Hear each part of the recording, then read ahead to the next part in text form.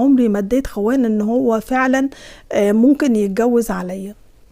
في يوم عيد ميلادي كان عامل لي عيد ميلاد وجايب لي هديه هو وجاي، فجاب لي قميصين نوم، فقال لي واحد البسيه النهارده وواحد البسيه لما اجيب العروسه الجديده. جيب العروسه الجديده وفضلت اتريق عليه، اما نشوف العروسه الجديده اللي خدته القرعه تاخده من الشعور، وقعدت اهزر معاه وعلى ايه انت مفكر مش نفسك مش عارفه ايه، وراجل هيركليز وراجل مش عارفه وكلام من ده كتير. وهو يقول لي طب انا هتجوز وهروح اتجوز، وانا اقول له روح يا اخويا اجري اتجوز شوف مين هترضى بيك وكلام من ده.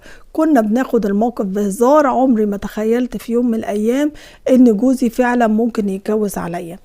في بعد انا عيد ميلادي كان يوم الاثنين، يوم الخميس لقيت جوزي راجع بدري من الشغل وجايب بدله جديده وحالق وكان طالب مني ان انا اعمل له حمام محشي طاجن والله هم يضحك وهم يبكي.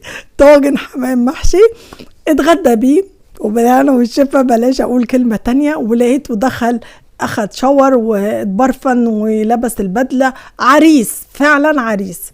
فبقول له ايه ده انت ولا العريس؟ قال لي انا فعلا عريس، انا رايح اتجوز مش قلتي لي روح اتجوز؟ كنت مفكره فعلا ان هو بيهزر ورايح فرح مناسبه بتاعت واحد صاحبه ولا حاجه.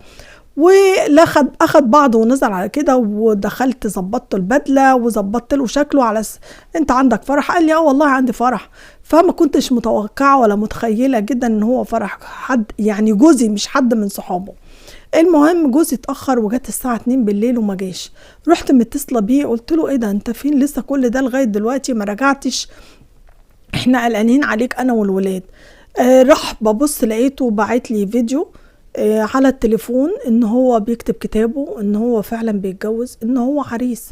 فاتصلت بيه التليفون مقفول. تاني يوم جالي بيقول لي في عريس تنزليهم صباحيته وبيهزر واخد الموضوع بهزار. قلت له ايه اللي انت عملته ده؟ هو انت فعلا اتجوزت؟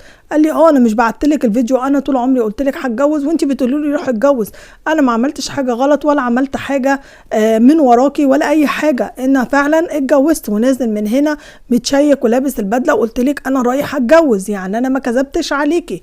قلت له لا هنا في وقفه لازم تطلقني دلوقتي، وفعلا رمى عليا يمين الطلاق.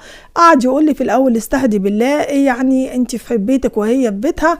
قلت له لا خلاص حياتنا بينا وبين بعض كده انتهت. راح رمي عليا يمين الطلاق بسهوله، واخدت بعضي واخدت ولادي، حتى سبت شقتي ورحت عايشه في بيت امي. شقه امي اكبر واوسع، اخدت معاش امي لان ابويا معاشه اقل من معاش امي. امي كانت موظفه حكوميه كبيره يعني.